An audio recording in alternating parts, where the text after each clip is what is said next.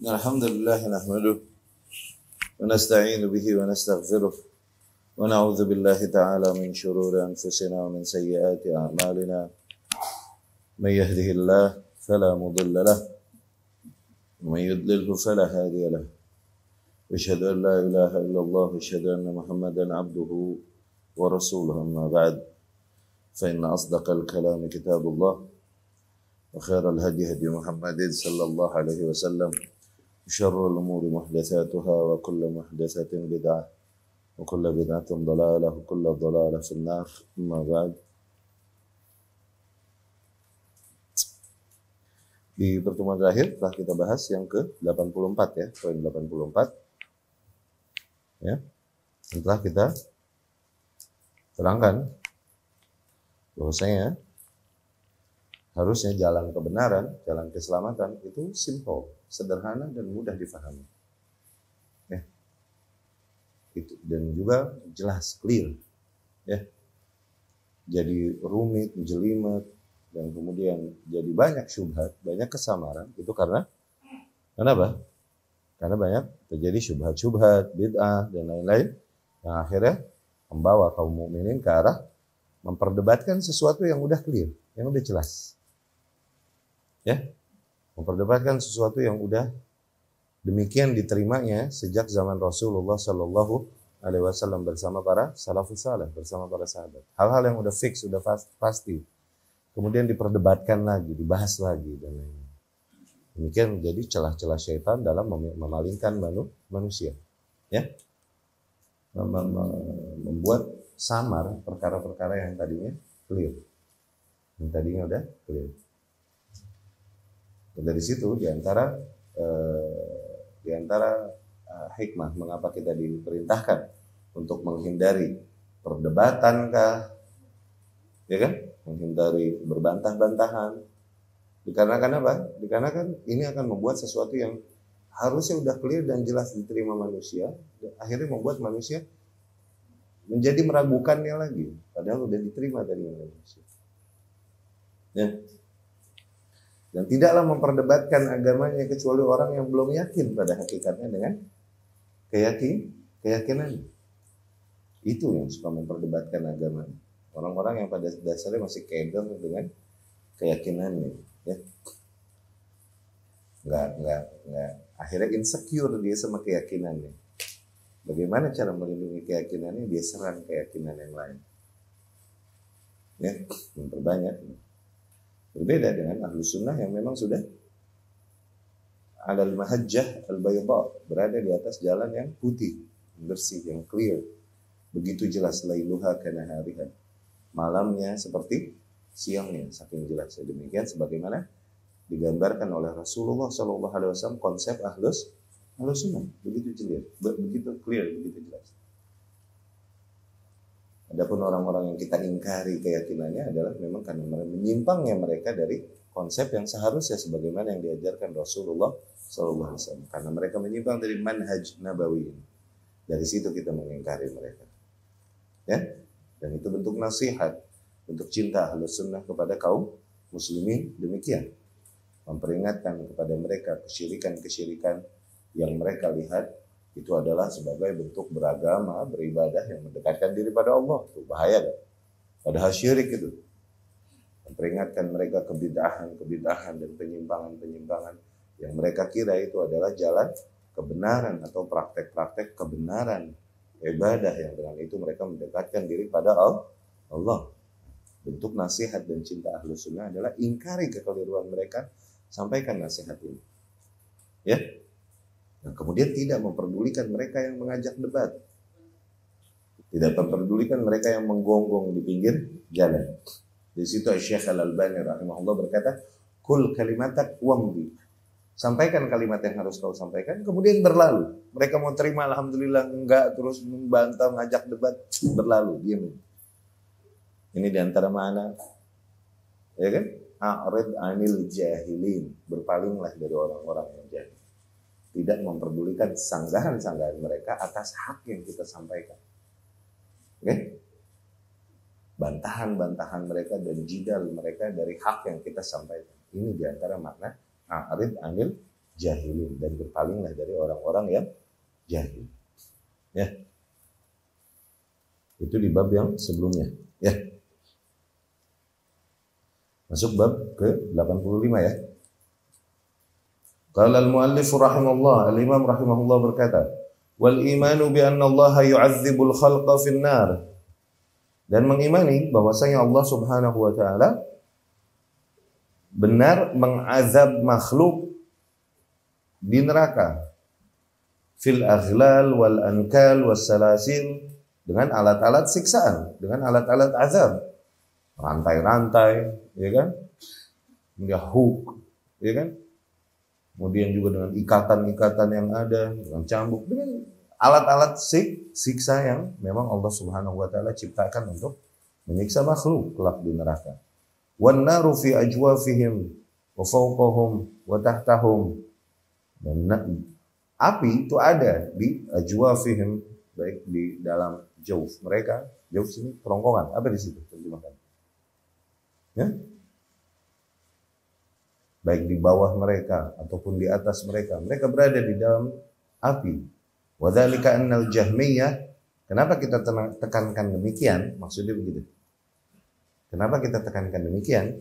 Dikarenakan kelompok Jahmiyah di antaranya yakni tokohnya namanya Hisham Al-Futi, ia berkata, innama yu'adzibullahu 'indan nar raddan 'ala Allahi wa rasulih. Mereka berkata bahwasanya Allah Subhanahu wa taala tidaklah mengazab dengan apinya, tapi mengazab di neraka, tapi tidak dengan api neraka, katanya begitu. Ya? Nah, ini dibantah oleh keyakinan Ahlus Sunnah bahwasanya benar Allah Subhanahu wa taala mengazab dengan neraka, bahkan menjadikan makhluk-makhluk tersebut sebagai mengazab dengan api, dan kemudian menjadikan makhluk-makhluk tersebut sebagai bahkan bahan bakar bagi api tersebut. Ya. Nah, ini kita lihat penjelasan yang datang dari Syekh Shalih Al-Fauzan hafizahullah. Qauluhu, perkataan al-Imam rahimahullah, wal iman bi anna Allah yu'adzibul khalqa fin nari fil aghlal wal ankal was salasil wan naru fi ajwafihim wa fawqahum wa tahtahum. Maknanya Allah Subhanahu wa taala yusa'ir an-nar bi ajsadil kuffar. Allah Subhanahu wa taala menyalakan api neraka nih dengan jasad-jasad orang-orang kafir. Fahiya hatabun li jahannam. Maka jelas jasad tersebut adalah hatab, kayu bakar bagi api neraka. Jadi bahan bakarnya api neraka. Jadi Allah mengazab dengan api. Nah, Jahmiyah nih bilang nar ini nama tempat siksaan, neraka. Nah, Allah mengazab di situ, nggak mesti mengazabnya dengan api, katanya begitu. Tapi ini keliru. Yang benar adalah Allah mengazab dengan api, bahkan menjadikan fisik-fisik orang yang disiksa tersebut sebagai bahan bakar bagi api. Ya.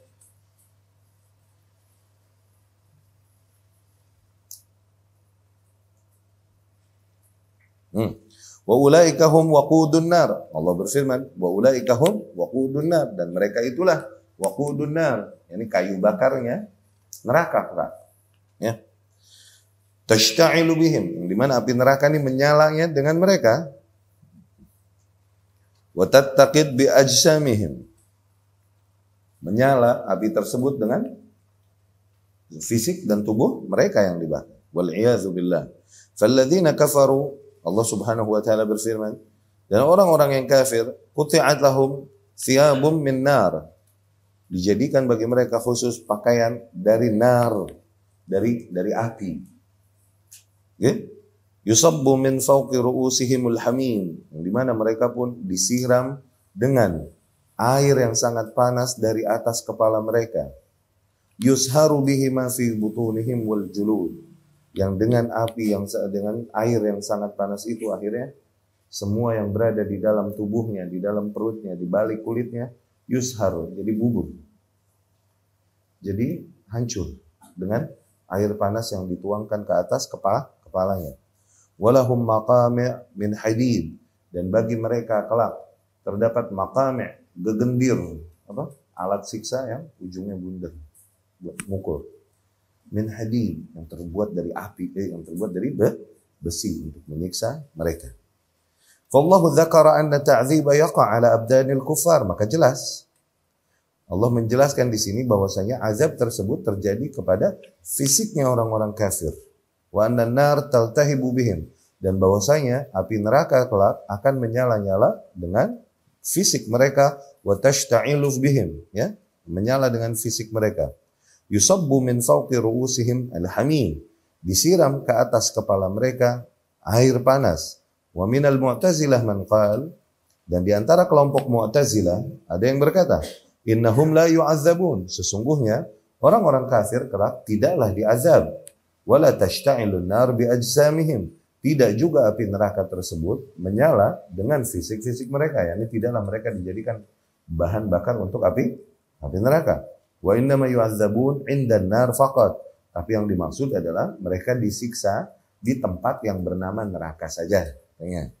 Tidaklah mereka dibakar, tapi disiksa di neraka. Indan nar, itu maknanya. Ya. Wa amma ajsamuhum fala tashta'il, tidaklah badan mereka menyala-nyala dibakar. Enggak begitu kata sebagian kelompok Mu'tazilah.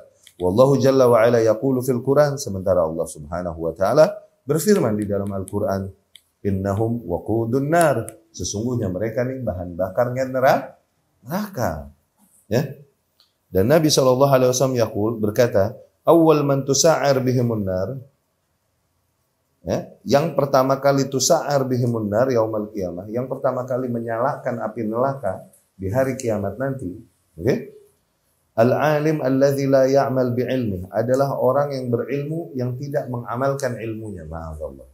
Orang yang mengetahui hak, tapi meninggalkan hak tersebut. Orang yang udah mengetahui hak, bukan jahil, tapi mereka meninggalkan hak tersebut. Kenapa? Karena hawa yang ada pada dirinya. Dia udah mengetahui yang hak, tapi dia tinggalkan. Al-alim alladzi la ya'mal bi'ilmi. Oke? Hingga kekeliruan yang dilakukannya mimman la yu'zar bih. Orang-orang yang enggak layak diuzurkan dengan ketidaktahuan. Awas. Ada uzur bil jahl? Ada uzur bil jahl, tapi uzur bil jahl ada qoyad, ada syarat. Ayyakuna mithluhu mimman yu'zar bil jahl. Tuh orang kudu mantas dikasih uzur dengan kejahilan. No. Mantas gak dia dibilang jahil sama perkara demikian? Mantas gak? No. Itu baru dibilang jahil. Tapi kalau memang dibilang alim, berarti dia memang bukan orang yang diberi uzur dengan jahil. Jadi dia alim, dia tahu. Dia mempelajari itu. Dia udah tahu yang benar, namun dia tinggalkan karena hawa yang ada pada dirinya. Itu orang yang pertama kali digunakan untuk nyalain api neraka. Ma'azallah. Kemudian al-mutasaddiq alladhi yura'i fi sadaqati. Orang-orang yang bersedekah dan kemudian beria di dalam sedekahnya. Orang-orang yang bersedekah kemudian ria di dalam sedekahnya. Sengaja ia menampakkan atau mengkhabarkan sedekahnya dengan tujuan untuk memikat hati manusia padanya, untuk kepentingan-kepentingannya, untuk aghrad nafsi, untuk tujuan-tujuan atau kepentingan-kepentingan dirinya atau kelompoknya. Dari situ mereka melakukan tindakan sosial dan lain-lain. Untuk apa? Untuk membentuk pencitraan bagi dirinya. Itu. Ya. Setelah itu, wal mujahid alladhi yura'i bi jihadihi, dan orang yang berjihad dan kemudian ria dengan jihadnya. Tuh. Ria dengan jihadnya. Sehingga ia dibilang sang pemberani, sang pahlawan. Itu yang dikejar, bukanlah apa yang ada di sisi Allah Subhanahu wa ta'ala. Orang-orang yang pertama kali dilemparkan ke dalam neraka dan dengan itu menyala api neraka, justru orang-orang ini bukan orang-orang kafir. Bukan orang-orang kafir. Ma'azallah. Ya. Aghlal maknanya ikatan-ikatan yang mengikat kedua tangan. Ankal alatu ta'dzib. Adawat at-ta'dzib. Ankal ini alat-alat atau tools untuk siksaan, untuk menyiksa. Ya. Wal'iyadzu billah. Wan naru fi ajwafihim wa fawqihim. Dan neraka berada di dalam kerongkongan mereka, wa fawqahum juga, dan berada di atas mereka, wa tahtahum, bahkan di bawah mereka. Allah berfirman, lahum min jahannama mihadun wa min fawqihim ghawash wa kadzalika najzi adh-dhalimin. Kelak mereka, bagi mereka terdapat mihad, hamparan karpet cuman dari api untuk mereka. Ya, dan kemudian ada juga selimut-selimut yang terbuat dari api untuk mereka. Dan demikianlah kami ganjar orang-orang yang zalim. Ya, ma'azallah. Allahumma najjina minan nar, Allahumma najjina minan nar, Allahumma najjina minan nar. Ya. Semoga Allah selamatkan kita dari api neraka. Jadi yang jelas adalah dibilang nar adalah tempat, neraka. Betul, tempat. Tapi memang nar juga artinya api. Dan kita meyakini bahwa Allah mengazab orang-orang yang berada di dalamnya, makhluk yang berada di dalamnya juga dengan api. Ya, bukan makna sebuah tempat saja kemudian diazab dengan hal-hal lain tidak dengan api. Tidak. Kita pun mengimani bahwa Allah mengazabnya dengan api. Dari situ Allah berfirman di antara ayat-ayat yang menggambarkan ini, kullama nadijat juludun baddalnahum juludan ghairaha liyadzuqul azab. Setiap kali satu kulit nih, satu fisik matang, angus, ya, kami berikan badan yang baru, fisik yang baru, kulit yang baru. Liyadzuqul azab, agar mereka merasakan pedihnya azab. Nah, angusnya ini, angus kenapa angus? Kenapa angus? Badan jadi angus kenapa? Kena api. Berarti Allah mengazab memang dengan api juga. Ya? Kemudian diberikan lagi fisik yang baru, kulit yang baru. Kenapa? Di situ ada saraf-saraf yang membuat manusia merasakan apa yang terjadi dan menyentuh kulitnya. Kalau udah angus, kasih fisik baru lagi supaya bisa mereka merasakan, supaya aktif lagi sarafnya, supaya mereka bisa merasakan lagi ketika diazab lagi. Kasih nyawa lagi. Terus diputar lagi azab. Next round. Nah, ini menggambarkan bahwa betul ada gambaran-gambaran Allah banyak gambaran dari Al-Quran dan hadis Rasul Shallallahu Alaihi Wasallam bahwa memang Allah pun mengazab dengan api, ya. Jadi nar bukan hanya tempat, bukan. Betul, nar adalah tempat di sana. Tapi apakah maknanya? Kemudian Allah tidak mengazab dengan api, tidak. Allah mengazab dengan api. Demikian keyakinan ahlus sunnah. Ya, Allah. Qala al-muallif rahimahullah, al-imam al-muallif rahimahullah berkata, wa'lam anna salat al-faridah khamsu salawat, dan ketahuilah bahwasanya salat yang fardu itu khamsu salawat, ya kan? 5 waktu. Di bab yang sebelumnya tadi 85, maaf. Ini diantara contoh-contoh kasus yang hal-hal yang udah jelas datang dari Allah dan Rasulnya Shallallahu Alaihi Wasallam, kabar tentang siksaan Allah Subhanahu Wa Taala banyak, bahwa Allah menyiksa dengan membakar tubuh ini, itu hal-hal yang udah jelas.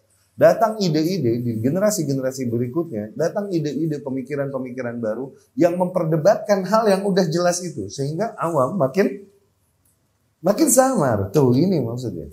Itu maksudnya dari yang tadi itu, dari bab sebelumnya. Hal yang udah fix, nggak pernah diperdebatkan. Dari zaman Rasul, zaman salaf nggak pernah diperdebatkan. Mereka menerima ini aja. Datang ide-ide baru, memunculkan pendapat-pendapat baru yang nggak pernah diucapkan oleh generasi sebelumnya. Bahkan Rasul sendiri Shallallahu Alaihi Wasallam nggak pernah mengucapkan demikian dan membawakan hujah-hujah, membawakan syubhat. Nah, syubhat dalam hal ini artinya apa? Adillah tustadal biha ala atau li ihqaq al-batil. Dalil-dalil yang digunakan untuk membenarkan kekeliruan. Nah, dalil itu syubhatnya. Syubhat itu apa? Dalil yang digunakan untuk membenarkan kekeliruan. Baik dalilnya nakli atau akli, mereka gunakan itu untuk membenarkan, untuk berhujah membenarkan kekeliruan mereka. Nah, dalil itu dibilang itu dia syubhatnya. Tuh. Mereka yang mengkafirkan negeri-negeri kaum muslimin dan para masyarakat kaum muslimin yang tidak berhukum dengan hukum Islam, syubhat mereka adalah firman Allah Subhanahu wa taala, "Wa man lam yahkum bima anzalallah fa ulaika humul kafirun." Itu syubhat mereka. Syubhat itu. Okay? Hujahnya dia yang digunakan untuk membenarkan kebatilannya. Baik dari Quran, hadis atau ide-ide akal. Di antara syubhat mereka adalah orang yang mencintai Nabi tak mungkin melewatkan hari kelahiran Nabi Shallallahu Alaihi Wasallam untuk dia berbahagia dan merayakannya dan mengingatnya di hari itu. Tuh, itu syubhatnya, dalilnya. Itu syubhat artinya ya. Hah? Orang yang terkena syubhat dibilang, ingat nggak di materi? Orang yang terkena syubhatnya apa? Orang yang terjangkiti virus syubhat. Dibilang musyabbah. Musyabbah. Terkena syubhat. Syubhat apa tadi? Dalilnya, hujahnya. Baik nakli ataupun akli untuk membenarkan kebatilan mereka. Nah, itu syubhat. Orang yang terkena penyakit syubhat, panyawat syubhat, apa namanya? Musyabbah. Tuh. Ya. Musyabbah ada berapa jenis? Ada 2, barakallahu fi. Kelompok pertama ada dua jenis. Jenis pertama orang-orang yang musyabbah nih. Jenis pertama adalah orang-orang yang pada dasarnya mencari kebenaran. Mereka tulus mencari kebenaran, qadarullah belum dapat. Akhirnya masih berada di dalam kekeliruan. Tapi dasarnya tuh tulus mencari kebenaran. Nah yang kayak gini, sooner or later, insya Allah mereka akan menemukan kebenaran dan meninggalkan kebatilan yang lain. Insya Allah, ya kan? Di antara kalian ada yang mungkin mantan orang-orang yang suka camping di masjid, misalnya. Di antara kalian mungkin, di antara kalian ada mantan sufis, mungkin di antara kalian tirakat, okay? Di antara kalian mungkin ada yang mantan yang beragama dengan berkecimpung di dunia politik dan lain-lain, okay? Mungkin di antara kita semua, di antara kita ada, iya kan? Di antara kita mungkin ada yang beragama dengan mengikuti peringatan-peringatan, ya kan? Beragamanya ini sesuai dengan peringatan-peringatan yang terjadi sepanjang tahun. Bentuk beragamanya adalah ikut peringatan-peringatan yang diperingatkan sepanjang tahun. Bentuk beragamanya begitu, ya kan? Dan lain-lain. Tapi ketika mereka tulus mencari kebenaran, insya Allah, maka kita meyakini Allah Subhanahu Wa Taala cepat atau lambat akan memberikan hidayah pada orang demikian. Allah nggak bakal, orang-orang yang sesat itu orang-orang yang memang Allah Maha Tahu. Mereka tidak tulus mencari kebenaran. Nah, kami yakin bahwa apabila memang tulus, ikhlas seseorang hamba mengejar kebenaran, nggak mungkin Allah takdirkan dia lost, nggak mungkin. Allah Maha Adil. Ya, wallahu a'lam. Nah, itu musyabbah yang pertama. Tapi niyatuhum hasanah, niatnya mereka benar mencari kebenaran. Mereka bahithun anil haq. Mereka ini pada dasarnya truth seekers, para pencari kebenaran. Para pencari kebenaran, bahith anil haq. Cuman emang belum dapat qadarullah. Ketemu orang yang nuntun atau lingkungan yang keliru dan mengarahkan dia ke arah kekeliruan. Ya. Itu tipe yang pertama. Tipe yang kedua emang orang-orang yang musyabbah. Tipe kedua emang orang-orang yang pada dasarnya di hatinya ada zairi, ada penyimpangan. Emang nggak mau kebenaran, karena kebenaran nggak sesuai dengan hawa nafsunya. Ini yang Allah berfirman, "Faman ladzina fi qulubihim zaygun, fayattabi'una ma tashabaha minhu ibtigha'a al-fitnah wa ibtigha'a ta'wilih." Adapun mereka yang terdapat memang di dalam hatinya penyimpangan, mereka akan terus ngincar perkara-perkara atau hal-hal yang sifatnya multitafsir. Tujuannya untuk bikin fitnah, bikin penyimpangan. Memalingkan makna-makna. Tadi yang kita jelaskan, hal-hal yang udah jelas, udah clear, mau dipaling-palingkan. Oke? Mau dipaling-palingkan, dia mau dijauhkan kaum muslimin dari memahami dan meyakininya atau mengamalkannya sebagaimana Rasul Shallallahu Alaihi Wasallam dan para sahabat menerimanya sejak zaman awal. Itu pada dasarnya memang di dalam hatinya terdapat zahir, penyimpangan. Makanya doanya Rabbana la tuzigh qulubana. Wahai Tuhan kami, janganlah kau simpangkan hati kami ba'da iz hadaitana, setelah kau berikan hidayah pada kami, ya.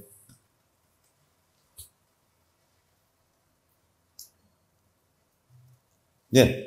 Kemudian bab 86. Wa'lam anna salatal fardhu khamsu salawat, dan ketahuilah bahwasanya salat fardu itu 5 waktu salat. Ini jelas dari zaman Rasulullah SAW. Perkara-perkara usul ini perkara-perkara yang obvious, yang disepakati kaum muslimin dari zaman awal. Cuman semakin jauh zaman dari zaman Rasul Sallallahu Alaihi Wasallam dibikin burem-burem semuanya. Hal yang udah jelas, udah clear, dibikin burem semuanya.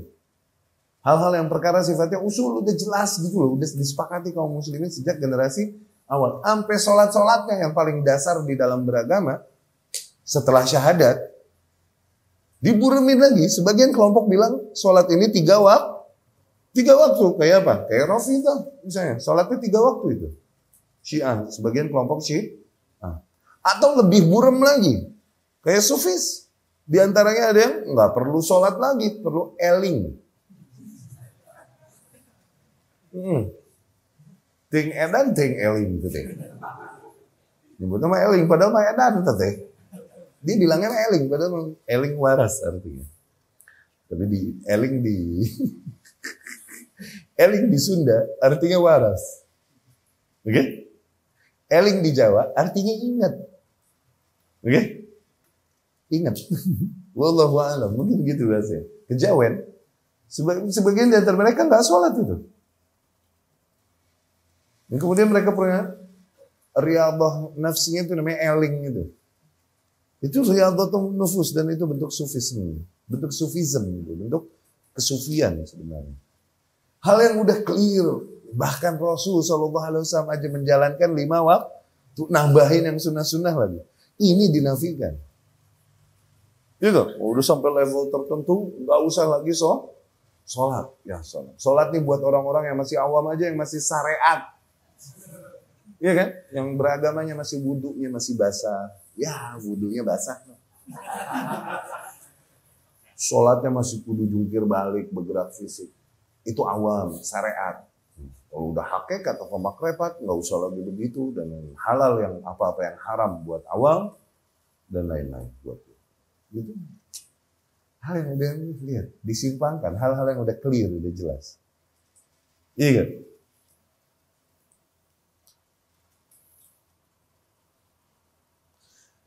Dan ketahuilah bahwasanya salat fardu itu 5 waktu salat.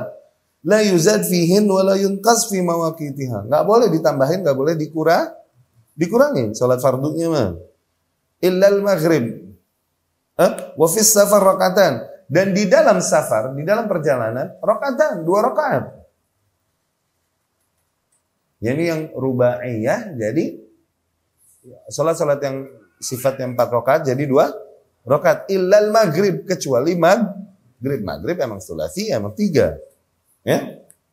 Faman qal aktsar, maka barang siapa yang berkata itu lebih banyak dari 5 waktu sholat harusnya, faqad ibtada, maka ia telah membuat hal baru, membuat bid'ah di dalam beragama. Sebaliknya, waman qal aqal min khams, barang siapa yang berkata lebih sedikit daripada 5 waktu, faqad ibtada, maka ia telah berbuat bid'ah di dalam agama. La yaqbalullahu syai'an minha illa liwaqtiha. Nah, Allah Subhanahu wa taala tidaklah menerima salat tersebut kecuali pada waktunya, ketika masuk waktunya. Illa ayyakuna nisyanan. Kecuali dalam kondisi memang kelupaan. Ya. Fa innahu ma'dzur. Maka orang yang dalam kondisi demikian, kalaupun sholat tidak pada waktunya, maka dia diberi uzur. Emang lupa, ya, lupa atau ketiduran. Ya'ti biha idza dzakaraha. Nanti ketika ia ingat bahwa ia belum sholat, langsung ia lakukan. Kalaupun bukan di waktunya. Au yakun musafiran, atau mungkin ia seorang yang sedang melakukan safar. Fayajma' baina salatain, sehingga dia boleh menjamak di antara dua salat insya apabila dia mau. Nah, ini banyak bahasan sini nih. Ya.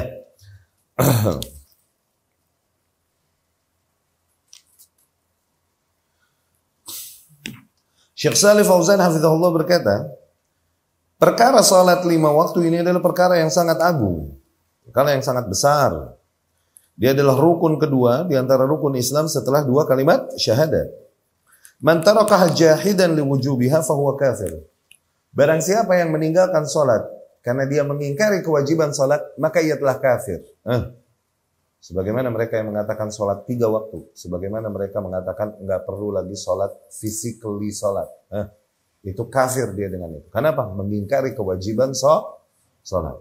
Yang jadi permasalahan dan khilaf di antara ulama adalah orang yang meninggalkan salat takasulan karena malas, karena enggak mau salat, emang enggak dididik salat nih dari kecil sama orang tuanya. Oke? Nah, ini enggak salat begini. Sebagian ulama mengkafirkan tetap, sebagian tidak mengkafirkan karena dia bagaimanapun menerima kewajiban salat. Ya, tapi Syekh Shalih Fauzan hafizahullah lebih condong kepada mengkafirkan mereka yang meninggalkan salat kalaupun karena malas, bukan karena akidah yang menyimpang yang mengingkari kewajiban salat. Ya. Syubhatnya tuh. Di antara syubhat mereka yang meninggalkan salat, mengingkari kewajiban salat, syubhatnya. Syubhatnya apa tadi yang Anda bilang? Dalilnya, oke. Inna salata tanha 'anil fahsya'i wal munkar. Sesungguhnya salat mencegah perbuatan keji dan tujuannya itu kan, mencegah perbuatan keji dan bukan apa 5 waktu sekarang basahin badan, berat. Tujuannya itu kan. Jangan berbuat keji, jangan berbuat mungkar. Syubhatnya. Paham syubhatnya ya? Artinya apa? Dalilnya yang mereka tunggangi untuk membenarkan kebatilan mereka. Ya.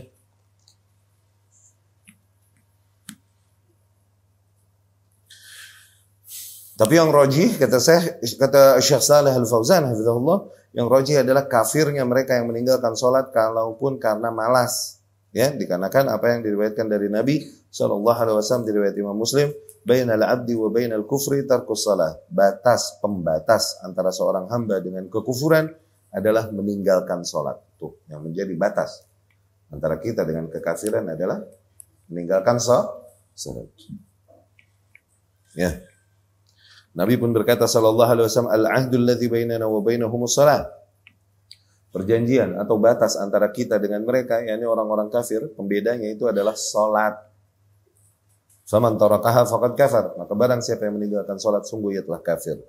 Hadza wadih. Ini perkara yang jelas. Walam yaqul man tarakaha jahidan liwujubiha. Tidaklah di situ Nabi bilang sallallahu alaihi wasallam, barang siapa yang meninggalkan salat karena kewajiban dia tidak meyakini kewajibannya. Enggak. Nabi memutlakkan. Pokoknya meninggalkan salat kafir. Katanya gitu. Kata Syekh Shalih Al-Fauzan hafizahullah. Ya. Jadi ala kulli hal, Ahlus Sunnah meyakini tidaklah kita mengkafirkan manusia dikarenakan dosa besar. Oke? La nukaffir bil kabair. Kita tidak mengkafirkan manusia karena dosa-dosa besar yang dilakukan, kecuali dosanya satu, awas. Tarkus shalah, meninggalkan salat. Nah. Oke? Kalau orang meninggalkan salat karena mengingkari kewajibannya, ini disepakati oleh para umat dari zaman ke zaman, ini sih emang kafir udah. Karena ia mengingkari kewajiban salat. Tapi meninggalkan salat karena malas, bukan karena mengingkari kewajibannya, baru ada ikhtilaf. Sebagian bilang kafir, totally. Sebagian bilang nggak kafir, tapi dia fasik. Karena dia bagaimanapun masih menerima kewajiban salat. Wallahu a'lam. Ya.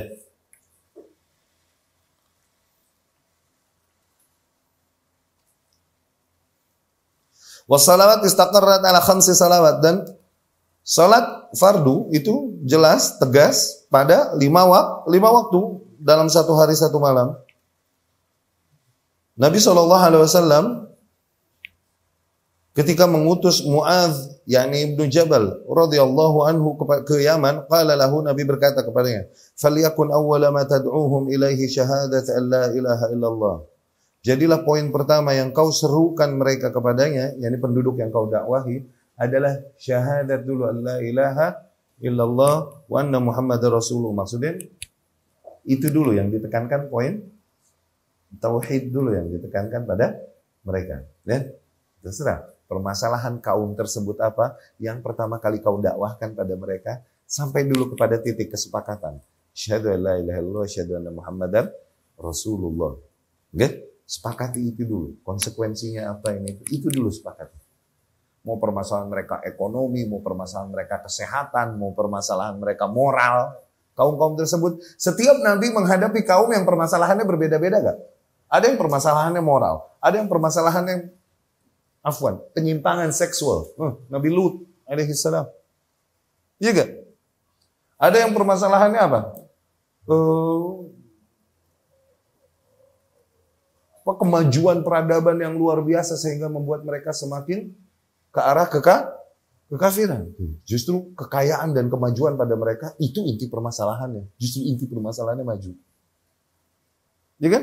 Setiap kaum punya permasalahan masing-masing. Tapi tetap tiap Nabi datang menyikapi kaum tersebut sesuai dengan permasalahan masing-masing. Apa ya? Tetap kepada tauhid seruannya. Tetap kepada tauhid. Tetap kepada tauhid. Mau permasalahan dia di politik, mau permasalahan dia di moral, mau permasalahan dia di kesehatan, mau permasalahan, tetap tauhidnya dulu yang dibawa. Gitu kan? Setiap Nabi begitu kan? Nah, maka mereka yang bergerak di bidang dakwah, kemudian menggerakkan dakwahnya dengan seruan-seruan dan seruan-seruan lain, menafikan, menunda, membelakangkan seruan kepada tauhid. Katanya permasalahan ini lebih penting dan urgent daripada membahas dulu tentang tauhid. Ini ngaco. Jalan siapa yang mereka ikuti sebenarnya? Bukan jalan para nabi dan rasul. Ya? Demikian Nabi mengutus Mu'adz radhiyallahu anhu ke Yaman. Innaka ta'ti qauman ahla jadal. Sesungguhnya kau mendatangi kaum yang ahla jadal. Suka mendebat. Itu dipesankan demikian oleh Nabi SAW. Ada juga yang innaka ta'ti qauman ahla kitab. Di situ juga ada ahlul kitab. Di Yaman banyak Yahudi juga ada di sana. Ya. Maka jadilah poin pertama yang kau serukan mereka, ini dulu syahadat alla ilaha illallah. Ya. Fa in ajabuka lidzalik fa'alimhum anna Allah aftarada 'alaihim 5 salawatin fil yaumi wal lailah. Dan setelah mereka taat padamu, yakni setelah syahadat ini, setelah perkara syahadat, baru tekankan pada mereka bahwa Allah wajibkan atas mereka 5 waktu salat di dalam sehari semalam. Ya. Waqad furidat 'ala Nabi sallallahu alaihi wasallam wa 'ala ummatihi lailatul mi'raj fawqa as-samawat mimma yadullu 'ala ahammiyatiha. Dan poin salat ini diturunkan kewajibannya itu ketika waktu Isra Mi'raj. Enggak di bumi diwajibkan, diturunkan kewajibannya bukan lagi Nabi di bumi, tapi ketika Nabi sallallahu alaihi wasallam berada di Sidratul Muntaha, di balik 7 lapis langit lagi tuh. Ketika menghadap Allah Subhanahu wa taala. Ya. Awal ma furidat khamsun fil yaumi wal lailah. Pertama kali kewajiban salat itu 50 waktu. 50 waktu tadinya no. Sampai akhirnya kemudian dapat nasihat dari Musa alaihissalam, Rasulullah kalimullah. Ya kan? Rasulullah dan kalimullah. Bahwasanya 50 waktu akan berat. Aku pun umatku aja nggak kuat 50 waktu. Dan kemudian Nabi SAW memohon rahmat Allah Subhanahu Wa Taala agar mengurangi dari 50. Jadilah 5 waktu. Jadi prakteknya 5 tapi di dalam timbangan 50 waktu. Ini bentuk rahmat Allah Subhanahu Wa Taala. Jadi setiap waktu sholat itu 10 hitungannya dibanding dengan syariat terdahulu. Bagi kita nih 10 waktu sholat mereka, bagi kita hanya 1 waktu. Gitu. Ya. Udah diskon bener itu. Iya gak? Itu juga masih ngaret. Ya, udah diskon bener itu, udah takhfif bener kita itu. Masih aja ngaret ya. Allah musta'an.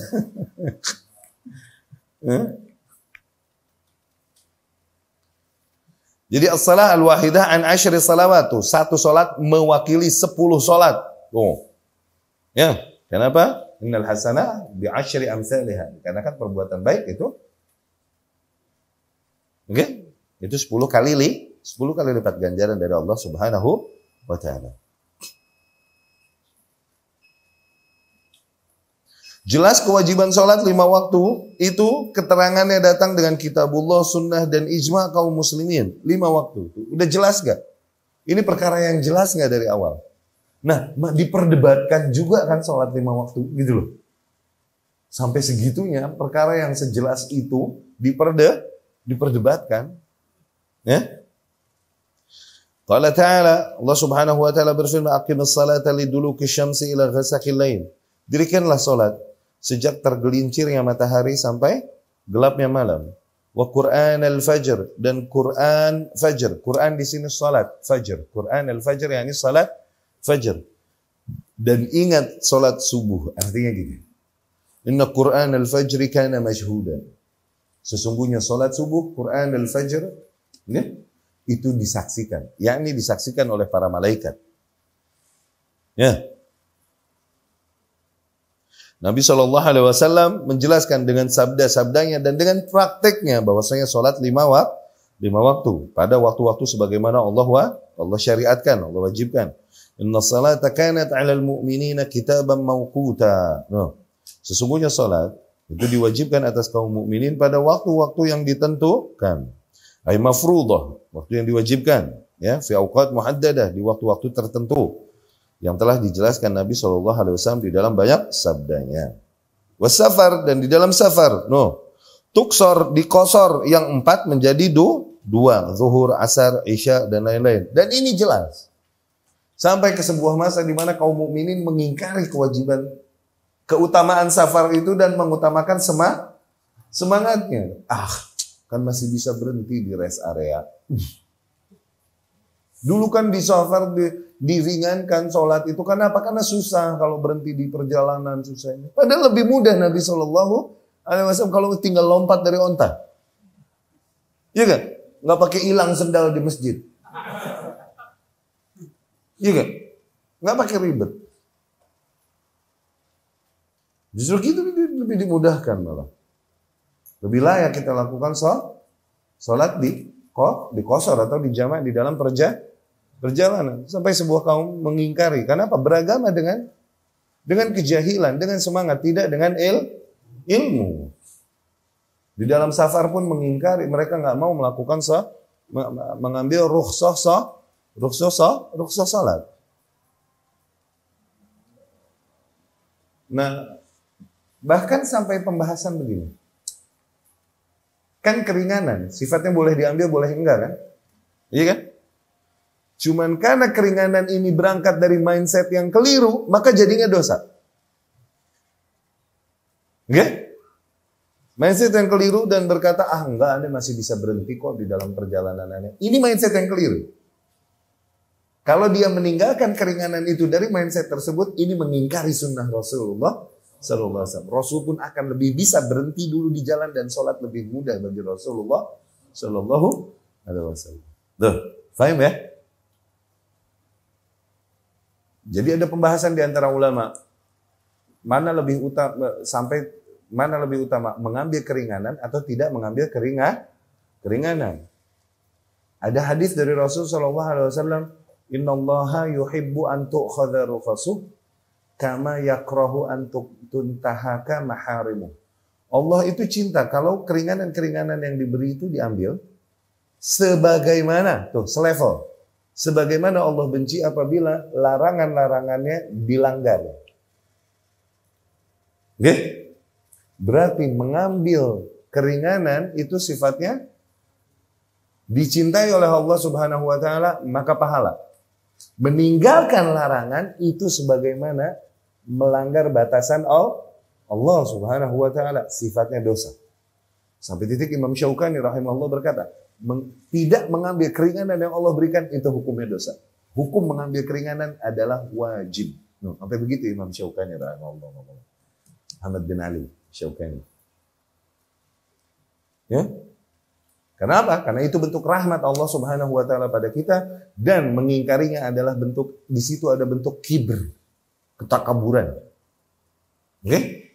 Di situ juga ada bentuk hulu fiddin, berlebihan di dalam beragama, hulu gitu.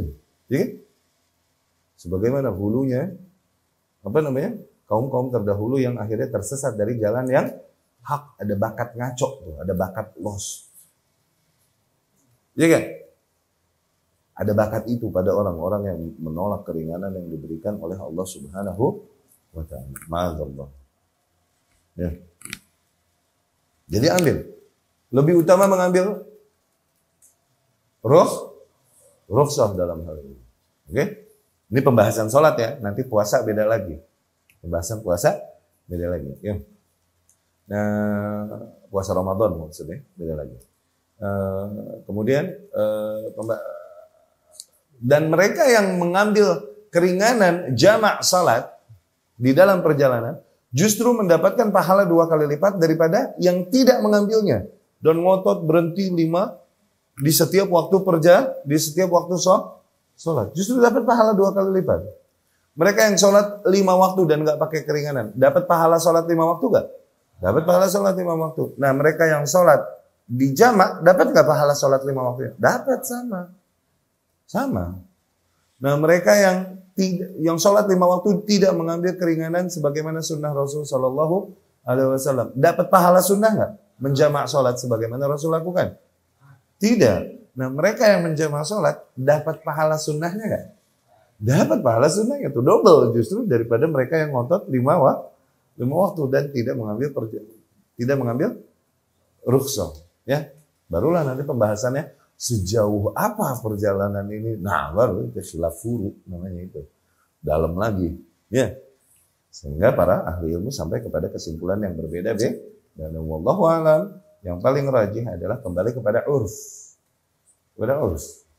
Ketika buat mereka itu adalah sebuah perjalanan, safar, berarti bangsa nggak tiap hari ya. Kalau perjalanan nggak tiap hari dong. Maka itu adalah safar. Tapi ketika jarak jauh itu, tapi tiap hari dia lakukan juga tiap hari sejauh itu, maka bukan lagi perjalanan bagi. Ya. Taib aqulu qouli hadza wa astaghfirullah li wa lakum.